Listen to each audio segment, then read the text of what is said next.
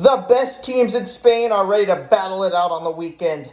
El Clásico is back, baby, and we got to do a combined 11. In goal for me between Courtois and Szczesny. Szczesny's been good for Barcelona recently, but I'm still going to go with Courtois. He's just miles better, is he? At left back between Alvaro Carreras and Alejandro Balde.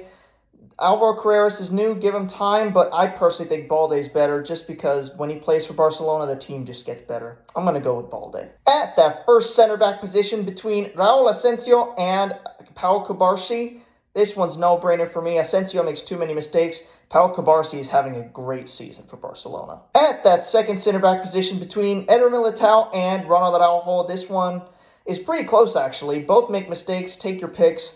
I think Araujo makes too many mistakes. I'm going to go with Eder Militao. At that right back position between Federico Valverde and Jules Koundé, Valverde needs to get back into midfield, man. He's doing a good job at right back, but he's not a right back. Jules Koundé is a right back, and although he makes mistakes, I'm still going to pick him over Federico Valverde. At that first midfield position between Jude Bellingham and Pedri, this is really close in my opinion, but I still think that Pedri is one of the best midfielders in the world. I'm going to go with him. At that second midfield position between Aurelien Tchouameni and Frenkie de Jong, this one actually is pretty close as well. Tchouameni is really underrated for Real Madrid, and without him, I think they'd be conceding thousands of goals. But I think Frenkie de Jong is more underrated in the way he carries the ball. I'm going to go with Frenkie de Jong. In that last midfield spot between Arda Güler and Fermin Lopez, this one really close as well. I mean, it's really close between every midfield battle.